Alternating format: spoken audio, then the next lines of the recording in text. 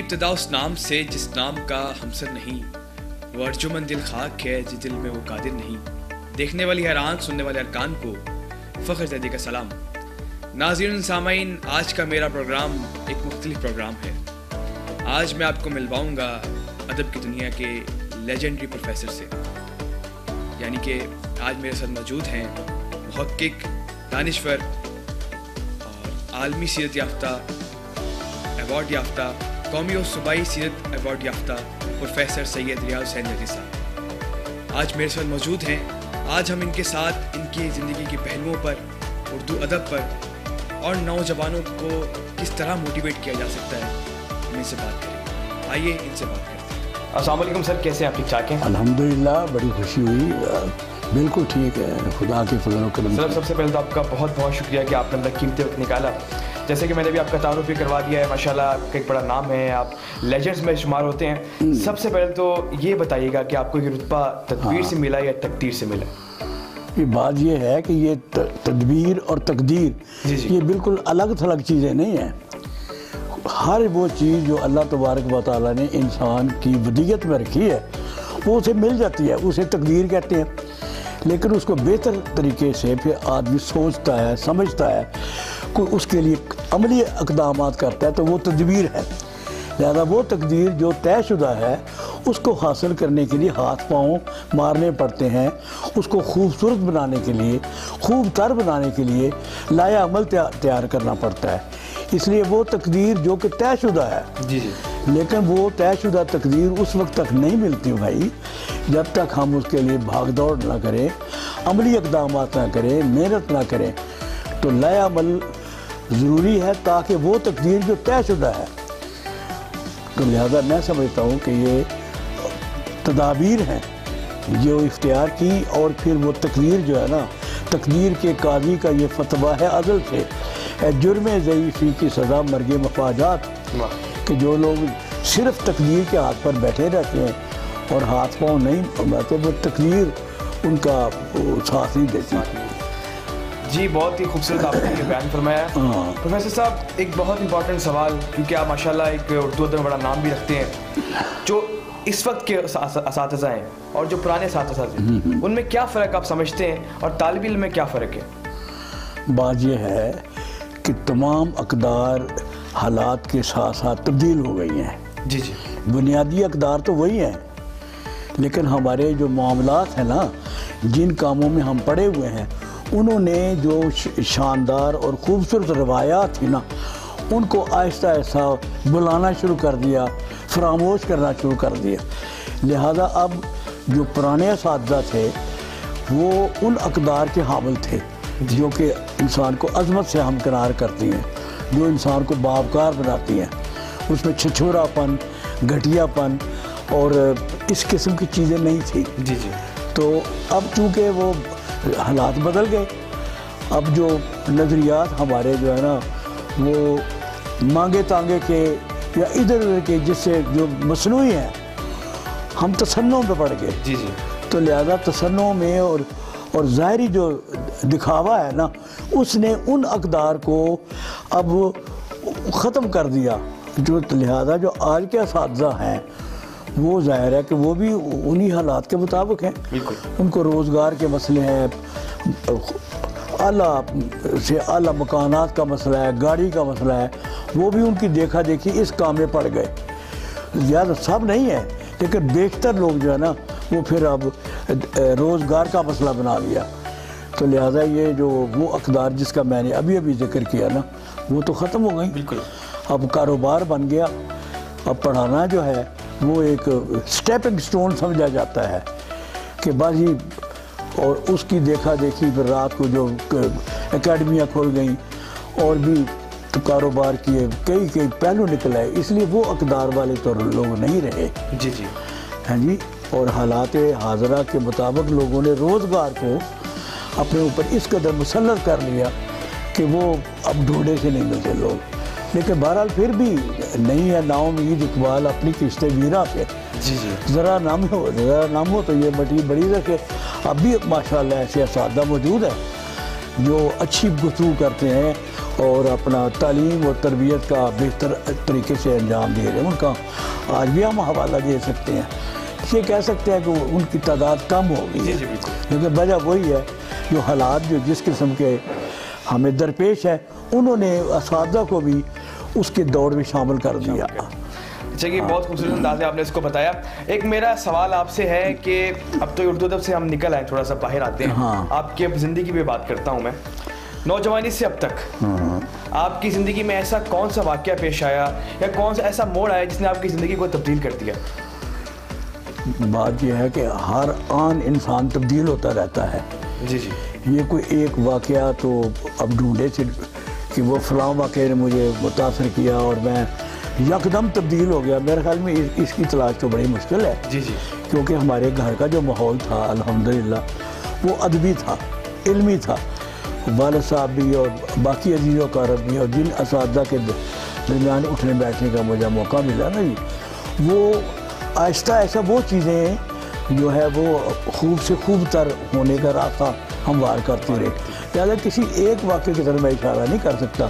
البتہ میں یہ ضرور کہوں گا کہ میں 6ٹھی جماعت کا طالب علم تھا. جی جی.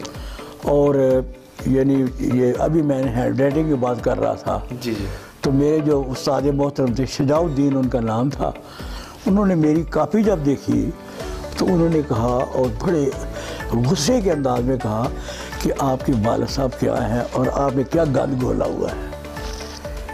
یہ لفظ انہوں نے کہا کہ آپ کے والد جن کو میں جانتا ہوں بڑے خوش خط ہیں اور بڑی اعلیٰ گفتار کرتی ہیں، یہ کاپی جو ہے نا اس کو دیکھ کر معلوم ہوتا ہے آپ نے ان سے کوئی اثر قبول ہی نہیں کیا. جی. اچھا وہ بات مجھے کھا گئی. یعنی میں اس کا ایک پہلو بیان کر رہا ہوں. اس کے بعد میں نے یقین کرے وہ تختیاں اور وہ گاچھنی ملی جا رہی ہے، دکھایا جا رہا ہے، اساتذہ کو دکھایا جا رہا ہے، لکھائیوں کی پریکٹس شروع ہو گئی. تو 6 ماہ کے اندر اندر پھر انہی استاد محترم نے کہا شاباش بھائی آپ نے تو لاج رکھی. تو لہذا بعض واقعات یقیناً انگیخت کا باعث بنتے ہیں. تو ایک وہ واقعہ ہے. باقی جو ماحول واقعات آپ کے واقعات ہیں، بڑے بڑے اچھے اساتذہ تھے، انہوں نے تبدیل کر کے رکھ دیا. ہمارے انگریزی کے استاد تھے، میں جناح اسلامیہ کالج سیالکوٹ کا طالب علم تھا. انگریزی کے وہ استاد تھے. جس طریقے سے انہوں نے شروع میں آ کر پڑھانا شروع کیا، گرمیوں میں بھی وہ گرم کوٹ پہنتے تھے اور آتے ہی جناب انہوں نے گفتگو شروع کرنی اس لہجے کے ساتھ تو ہم حیران ہوتے تھے.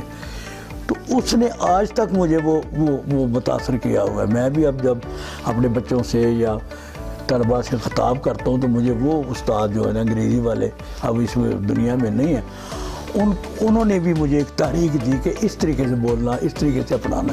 تو کوئی نہ کوئی واقعہ تو ہوتا ہی ہے. یہ آپ نے موٹیویشن بتائی اپنی، بلکہ میں اپنی ویورز سے بھی کہنا چاہوں گا کہ جو یہ موٹیویشن دے رہے ہیں ہمارے لیجنڈری پروفیسر ہیں، ہمیں چاہیے کہ ان کے مطابق بھی ہم جو ہے ان کی زندگی پہ روشنی ڈالیں اور ان کے مطابق ہمیں لے کر چلنا چاہیے.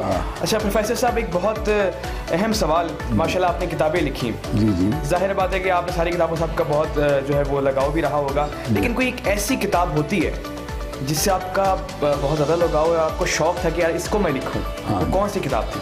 وہ تو بنیادی طور پر وہ ہے نعت کی کتاب ہے. اور میرے ذہن میں یعنی یہ بات جو ہے نا، میں نے پہلے عمرہ پر گیا نا جب 1997 میں، تو میں یقین کریں کہ کچھ اور ارادہ لے کر گیا تھا. پہلے دن ہی جب صبح میں اٹھا ہے جی، تو اس کے بعد میں جو غزلیں لکھتا تھا، کچھ اور چیزیں لکھتا تھا.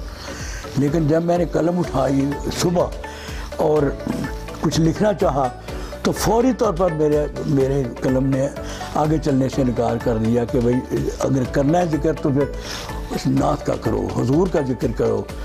اس نے یکدم تبدیل کر کے رکھ دیا. چنانچہ وہیں بیٹھ کر جو میری پہلی کتاب ہے ریاض مدت، جس پر مجھے صدارتی ایوارڈ ملا، وہ آپ دیکھ رہے ہیں. 48 نعتیں میں نے عمرے کے دنوں میں، یعنی 15 دن کا عمرہ تھا، ہر نماز کے بعد نا تقریباً ایک نعت اللہ تعالیٰ کے فضل و کرم سے نازل ہوتی تھی. تو تقریباً 48 نعتیں جو ہے نا، وہ جو میری بعد میں کتاب شائع ہوئی ریاض مدت، تو اس نے یقین کریں کہ وہ پر لگا دیے اور اب میں نے مزید بھی وہ نعت کی کتابیں لکھی ہیں. اب چند دنوں کے بعد ایک اور آ رہی ہے اے رسول امین. تو لگاؤ نعت کی طرف سے ایسا ہوا کہ کسی اور طرف سے زیادہ گیا نہیں کیا.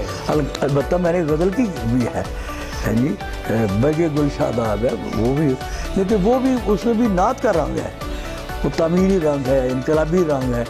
وہ روایتی قسم کی جو عشق و محبت والے جو گھچے پٹے موضوعات ہیں ان سے ہٹ کر وہ لہذا بعض لوگوں نے کہا تھا بھی آپ کی جو غزل کی کتاب ہے اس پر بھی نعت کے اثرات ہیں. صحیح.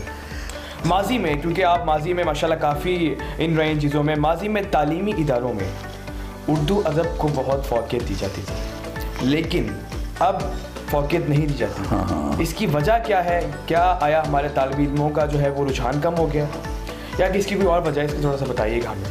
بات یہ ہے کہ اردو کے ساتھ تو ناانصافی کی انتہا ہو گئی. جو بھی دن آتا ہے نا وہ اردو کے لیے انتہائی بھیانک ہے. سرکاری سطح پر, نجی سطح پر اردو کو نہ اپنایا گیا, نہ اس کی پرورش کی گئی, بلکہ اس کو جس طرح دودھ میں سے مکھی نکال کر پھینک دی جاتی ہے نا, آج اردو کا یہی حال ہے. آپ کہتے پہلے زمانے میں, تو پہلے زمانے میں جو بھی تھا, لیکن اب تو تمام اداروں میں, سرکاری اداروں میں, نجی اداروں میں اردو کو دوسرے چوتھے درجے کا بھی اس زبان کو مقام حاصل نہیں ہے. اور باقی ادب عالیہ جو ہے وہ پہلے رسالے نکلتے تھے, ٹھیک ہے, ان کو پڑھنے والے بھی بہت تھے. اب تو رسالہ کتاب جو ہے نا وہ بکتی بھی نہیں ہے, اور جو لکھتا ہے وہ کہتے ہیں وہ تو سارا کچھ اس کے اندر بند کر کے دنیا میں چل رہا ہے. تو پہلے زمانے میں جو تھوڑا بہت ادب کی جو دیانتدارانہ جو ترویج ہوتی تھی نا, اب چونکہ اس کی کوئی سرپرستی نہیں ہے, اس کا کوئی پرسان حال نہیں ہے, لہذا اب یعنی ہمارا جو معاملہ ہے وہ نہایت بھیانک ہے, افسوسناک ہے. دیانتداری کے بعد یہ ہے کہ اب جو رجحان ہے, اب بھی ہم جب اچھی گفتگو کرتے ہیں یا مشاعرے ہوتے ہیں یا ادب کی باتیں ہوتی ہیں تو ایک تو چونکہ ایسے ادارے بھی کم ہیں, تربیتی بھی کم ہے, ڈھونڈے ہی نہیں ملتے.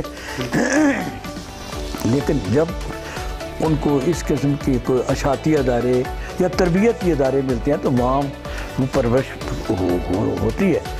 بڑے بڑے اچھے لوگ لڑکے نکل رہے ہیں, اعلیٰ غزلیں کہہ رہے ہیں. میں تو حیران ہوتا ہوں, آج کل پرچوں میں جو نوجوان ہیں وہ بہت اچھا لکھ رہے ہیں. لڑکیاں ہیں بعض, میں نے اس شاندار طریقے سے وہ قلم اٹھاتی ہیں کہ میں آشش کرتا اٹھتا ہوں. لہذا یہ نہیں کہا جا سکتا کہ اب بالکل ہی وہ معاملے سے بے رغبتی ہوگی, اب بھی ہے, لیکن پہلے کی طرح والا معاملہ چونکہ اس کی سرپرستی نہیں ادب کی, اور بالخصوص زبان کی تو بے قدری ہے, آئینی بے حرمتی ہے ہماری. حالانکہ ہمارے آئین میں لکھا ہوا ہے کہ یہ جناب 1988 میں کہ 15 سالوں کے اندر اندر لازمی ہو جائے گی, ہے نا. اور وہ جو آئین پاس ہوا 1973 میں, اس میں کہا گیا تھا کہ 15 سالوں کے اندر اندر یہ زبان سرکاری ہوگی, لازمی ہوگی. اور وہ 88 آیا ہے جی, اور اس کے بعد وہ جناب ختم ہو گیا, کوئی اس کی پذیرائی نہیں ہوئی. اور اس کے بعد پھر کہیں جا کے کافی سالوں کے بعد وہ سپریم کورٹ نے نافذ کر دیا کہ اب ہر قیمت پر اس کا نفاذ ہوگا. لیکن کون سنتا ہے فغان درویش. اب کوئی ادارہ دیکھ لیں, آپ کچہریوں میں چلے جائیں, کنی دفاتر میں چلے جائیں, سارا انگریزی میں کام ہو رہا ہے. بلکہ تمام دعوت نامے, جو شادیوں کے دعوت نامے, ذاتی جو خطوط ہیں وہ بھی انگریزی میں لکھے جاتے ہیں. لہذا ہم تو اپنے قومی لحاظ سے کسی کام میں بھی ہم فخر نہیں کر سکتے, دبا دیا گیا ہے اور روک دیا گیا ہے. تو اس لیے جو پہلے تھا وہ ابتر ہوا, اور اب ابتر ترین حالت ہے. زرعی صاحب, میرے ذہن میں بہت اہم سوال آیا ہے کہ 1980 اور 1990 کی دہائی میں ایک چرچ روڈ پر کیفے ڈی روز کے نام سے ایک جو ہے وہ کھولا گیا تھا ہوٹل, جس میں ہر شام جو ہے وہ شعراء آ کے بیٹھتے تھے. کیا اس دور میں بھی جو ہے وہ اس میں کوئی ترویج کی جا رہی ہے, یا کوئی کیفے اس طرح کا یا کوئی ہوٹل جو ہے وہ کھولا گیا ہے؟ اور آپ کے ساتھ اس وقت جو کوئی جوانی میں شاعر جو موجود تھے, کیا وہ اب بھی اس شہر میں موجود ہیں؟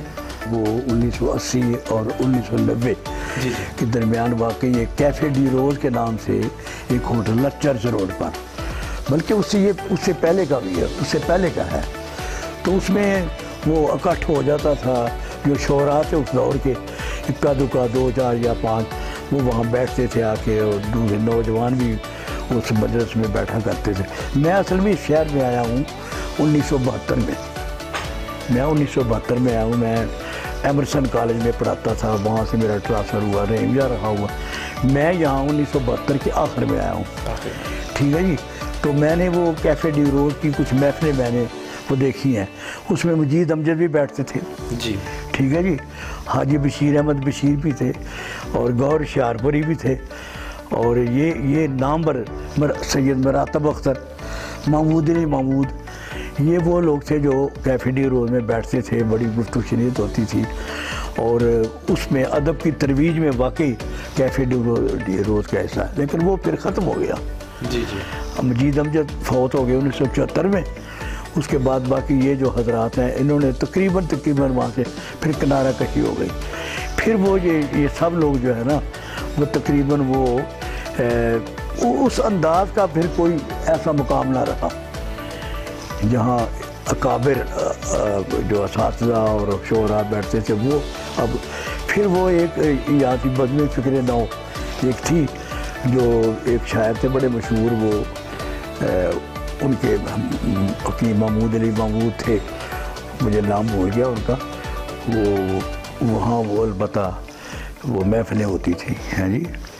تو اب اس کے وہ بھی ٹھپ ہو گیا معاملہ. اب یقین کریں اب یہ ادب سرائے ہے اب جی جی جس میں آپ بیٹھے ہوئے ہیں. یہ اب جو کل ہمارا جو اجلاس ہونے والا ہے نا وہ ہے یعنی 310واں. ماشاء اللہ 310 مہینے ہو گئے ہیں. ہم متواتر ہر ماہ وہ ہر مہینے کی پہلی جمعرات کو ہم وہ لوگوں کو بلاتے ہیں. وہ تمام اساتذہ یہاں آتے رہے ہیں. حاجی بشیر احمد بشیر آتے تھے بلکہ فخر کے ساتھ، اور گور شارپوری اور جعفر شرازی، یہ 3 اکابر تھے ہیں جی. اس پہلے میرا مکان ادھر تھا نا طارق بن زیاد کالونی میں. تو وہاں یہ لوگ مجلس سے متواتر ہوتے ہیں. اس کی باقاعدہ تاریخ ہے. وہ جو کیفے ڈی روز کا اور اس کے بعد دوسرا وہ سے ختم ہو گیا. مجید امجد اکیڈمی بھی بنی، مجید امجد اکیڈمی وہ بنی رہی، اس کے بھی اجلاس ہوتے تھے. لیکن اب وہ بھی ٹھپ ہو گیا، ختم ہو گیا. اگر باضابطہ طور پر اگر کوئی ماشاءاللہ یہ کام کر رہا ہے تو وہ ادب سرائے ہے. اور اس کے میں نے ابھی بتایا کہ کل اجلاس ہونا ہے 310واں ماہانہ، اور اس میں بڑے بڑے شعراء آتے ہیں. ابھی بلکہ پچھلے دنوں تو آن لائن ہم نے مشاعرے کیے. یہ میری بیٹی آمنہ ریاض، یہی اس کا یہ منتظمہ ہے سارا بھاگ دوڑ یہ وہ بہت سارے لوگوں کو ہیں جی. اور اس میں برطانیہ کے کہاں کے دور دراز شعراء نے باقاعدہ اسے ایک نہیں 3 4 کرائے ہیں. تو اب یہ ادب سرائے ایک ایسا مقام ہے جہاں آپ کہہ سکتے ہیں کہ اساتذہ آتے ہیں، نوجوان بھی آتے ہیں، ان کی حوصلہ افزائی ہوتی ہے. رضی صاحب میرا اگلا سوال آپ سے یہ ہے کہ ساہیوال کا کوئی ایسا ابھرتا ہوا نوجوان جو اس وقت شاعری میں ایک نام رکھتا ہے اور آپ اس سے کافی جو ہے متاثر بھی ہو چکے ہیں؟ ہاں نہیں، اس میں ماشاءاللہ کئی نام ہیں. علی رضا کا نام ہے، بڑا اچھا کام کر رہے ہیں. واصف سجاد ہے، بہت اعلیٰ اور بڑے معیاری شاعر ہیں. اور غلام مرتضیٰ ساجد ہے، بہت اچھے شاعر ہیں. یہ وہ ہے جو ملکی سطح پر بھی اور بیرونی سطح پر بھی جو جن کی پہچان ہے اور جن کو مانا جاتا ہے. اس طرح حسرت بلال ہے، حسرت بلال بہت اچھا شاعر ہے. تو یہ یعنی ایسے ہیں جو کہ اب بھی اچھے شعر کہہ رہے ہیں اور ان کو تسلیم کیا جاتا ہر جگہ پر. تو اس طریقے سے اور بھی آن گنت یہاں تو ادب سرائے میں تو آ رہے ہیں وہ لوگ. ٹھیک ہے. اب اکرم ناصر صاحب ہیں، حضرت وہ بزرگ آدمی ہیں لیکن ان کی شاعری بڑی تر و تازہ ہے، شاندار شاعری کر رہے ہیں. اور عقیل رحمانی ہیں جی، بزرگ ہیں لیکن انہوں نے یہاں آ کر ہی وہ جو پر لگ گئے انہیں، اب ان کے بھی مجموعے شائع ہو رہے ہیں، تمام پرچوں میں شائع ہو رہے ہیں. نوجوانوں میں نے ابھی بتایا یہ علی رضا ہے اور یہ واصف سجاد ہیں اور وہ ابھی میں نے خاص طور پر نام بتایا کہ اس کا نام وہ لیٹسٹ اور بھی ہیں، غلام مرتضیٰ ساجد ہیں. تو اس طریقے سے یہ آپ نے چند نام لیے ہے نا، ورنہ تو یہ ہے جو اب بھی کام کر رہے ہیں بڑے، اور منوایا انہوں نے اپنے آپ کو، بہت اچھے شاعر. جی بالکل زیدی صاحب، آپ کا سب سے پہلے تو آخر میں بہت شکریہ. آخر میں ایک نوجوانوں کے لیے پیغام آپ جاری کیجیے گا لازمی، بے شک وہ مذہب سے ریلیٹڈ ہو یا کوئی زندگی کے ان کے پہلو سے ریلیٹڈ ہو، چاہے وہ اپنی زندگی کو بدل سکیں، تھوڑا سا ہمارے جو نوجوانوں کو یہ پیغام دیجیے گا. پیغام یہ ہے، پیغام کا نام ہے محبت. ہمارا کام محبت، ہمارا کام وفا، ہمارے بعد اٹھیں گی قیامتیں کیا کیا. پیغام ہے محبت کا، اور اس کے لیے ضروری ہے کہ ہم ادب کا مطالعہ کریں، پڑھیں، یعنی جو قدیم شعراء ہیں ان کو بھی.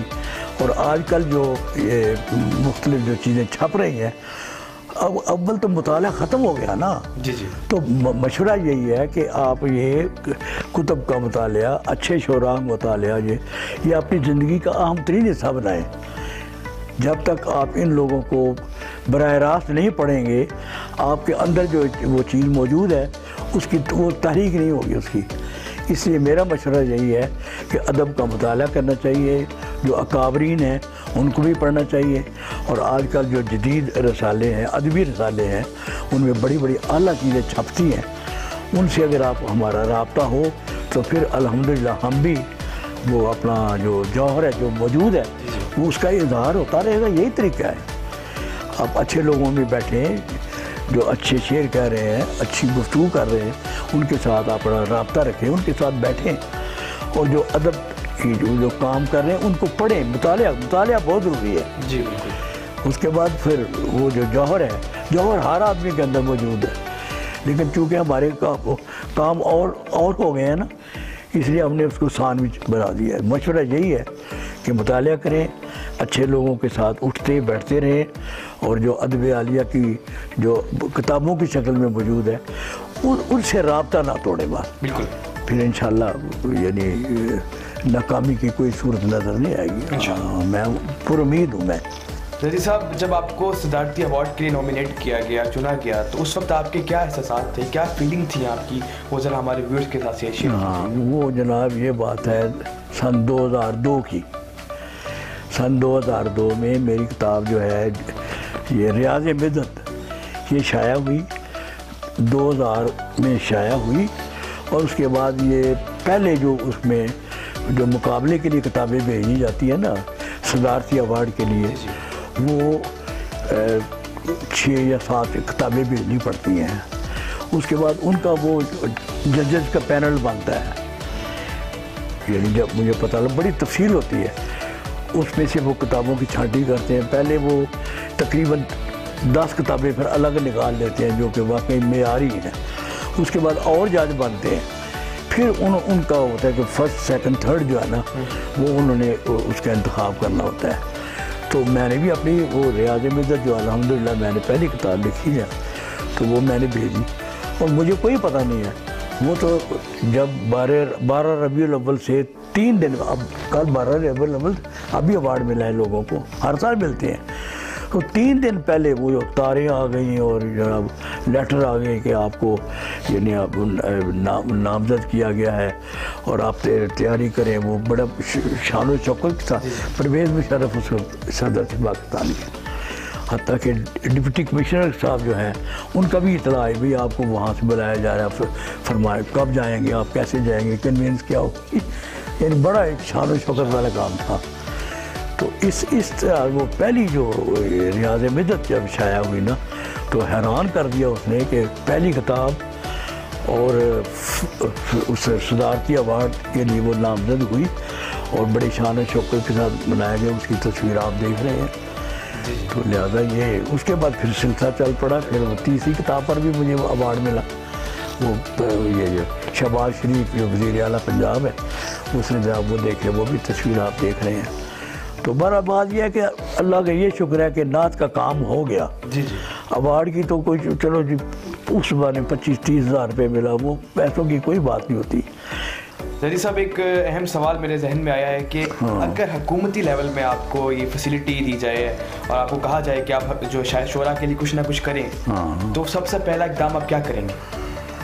میں یہی کروں گا کہ اس کا باقاعدہ ایک ادارہ بنایا جائے گا جہاں نوجوانوں کو یا شعراء کو کہا جائے گا کہ آپ اپنی تخلیقات جو ہے وہ ہمارے سامنے لائیں، پیش کریں، ہم اس کی ترتیب دیں گے، اس کو حوصلہ افزائی کریں گے ان کی، اور گورنمنٹ کو کہیں گے کہ یہ جو لوگ جن کی ہم تربیت کر رہے ہیں ان کی زیادہ سرپرستی کریں۔ اب تو یہ ادباء اور شعراء کی کوئی سرپرستی نہیں ہے، برائے نام کہیں ایک جو ایوارڈ ملتا ہے، ورنہ باقی جو فنکار ہیں ان کو لاکھوں روپے کے انعامات مل رہے ہیں، صدارتی ایوارڈ مل رہا ہے اور فلاں مل رہے ہیں، اتنے زیادہ پیسے جھونکے جا رہے ہیں ان پر، لیکن آپ نے دیکھا ادب کا کوئی ایک آدھ نام و نشان، یہ سیرت ایوارڈ الگ ہے، باقی جو حکومتی اعزازات ملتے ہیں ان میں ادیب کتنے ہوتے ہیں، 40 50 60 کتنی لمبی فہرست تھی، ایک آدھ کا نام تھا بس۔ تو اگر مجھے موقع ملے تو میں تو یہ تحریک چلاؤں گا کہ آپ حکومت جو ہے یہ ادیبوں کی سرپرستی کرے اور جو ان کے تخلیقی کام ہیں ان میں بڑھ چڑھ کر اس کو داد دیں، زیادہ سے زیادہ اس کے لیے ایوارڈ اس کے لیے بھی مختص کیے جائیں، یہ ایک طریقہ کار ہے۔ ورنہ باقی تو ہم اب بھی کام کر رہے ہیں، یہ ادب سرائے میں لوگوں کو بلایا جاتا ہے، ان کو آپ حیران، میں صدر میں ہوں لیکن جب آتا ہے میں آپ کو مہمان خصوصی بنا دوں گا، یہ آئے تو ان کو بناؤں گا، اور اب کل ہونا ہے تو اب اس میں فلاں بھائی آپ اس پر تقریر کریں گے، اس پر گفتگو کریں گے۔ اب اتفاق ایسا ہوا کہ کل جس کے لیے ہم نے پہلے یہ دن منایا تھا، خورشید بیگ میلسوی، یہ میلسی کے رہنے والے تھے، خورشید بیگ میلسی بڑے ناک کے بہت بڑے شاعر تھے، انہوں نے، میں نے جب اپنی کتاب کا مسودہ انہیں بھیجا، اے رسول یعنی جو انشاءاللہ اب شائع ہو جائے گی 10-15 دنوں کے اندر انہوں نے اس کا جناب دباچہ لکھ کر بھیجا اور بھی بہت چیزیں لکھ کر بھیجی، ساتھ ہی مجھے یہ کہا کہ میری طبیعت ٹھیک نہیں ہے لیکن میں آپ کے ادب کے طور پر میں اچھا، اب انہوں نے 28 ستمبر کو مجھے وہ دباچہ لکھ کر بھیجا، اور اس کے بعد 3 اکتوبر کو وہ دوسرا یعنی آرٹیکل لکھ کر بھیجا، اور 10 اکتوبر کو فوت ہو گئے۔ اور کل جو ایوارڈ ملے ہیں یہ 12 ربیع الاول کو پہلا ایوارڈ انہیں ملا، اب یہ کل مجھے بتا کے کہ وہاں اعلان ہو رہا تھا خورشید بیگ، اور وہاں کوئی نہ ان کو کوئی وہ فوت ہو چکے تھے، ان کی کتابیں محراب نعت ابھی مجھے انہوں نے وہ اپنے ہاتھ سے لے کے بھیجی۔ تو اگر ایسا موقع ملا تو ہم تو یہی کہیں گے ان کی حکومت کو سرپرستی کرنی چاہیے، اور جو اچھا شعر کہتا ہے، جو اچھی کتاب لکھتا ہے اس کی پذیرائی کرے۔ مغربی ملکوں میں ادب کو بہت اہمیت دی جاتی ہے، ان کو بڑے ایوارڈ ملے جاتے ہیں، یہاں تو ہر چیز کی سرسری سی اہمیت ہے۔ پروفیسر صاحب آخر میں آپ کا بہت شکریہ کہ آپ نے قیمتی وقت دیا ہمیں اور اس سے مستفید کیا۔ میں آخر میں پیغام یہی دینا چاہوں گا اپنے نوجوانوں کو، جیسے کہ پروفیسر صاحب نے دے دیا پیغام، اور اپنی حکومت کو سب سے پہلے تو میرا پیغام ہے نوجوانوں کے لیے کہ اردو ادب کو، اپنے کلچر کو پروموٹ کیجیے۔ ٹیکنالوجی سے بے شک آپ مستفید ہو رہے ہیں لیکن اپنے کلچر کو اور اپنے لینگویج کو اور اردو ادب کو مت بھولیے۔ اور آخر میں حکومت پاکستان سے گزارش کروں گا کہ ہمارے اس طرح کے ستاروں کا آپ خاص کر خیال رکھیں، کیونکہ ہمارے ان ستاروں کو بالکل بھی اس وقت جو ہے وہ اہمیت نہیں دی جا رہی۔ اگر ہم ان کو اہمیت دیں گے تو انشاءاللہ ہمارا پاکستان کا نام یہی لوگ روشن کریں گے۔ آخر میں مجھے اجازت دیجیے، پاکستان کے لیے دعا، پاکستان زندہ باد۔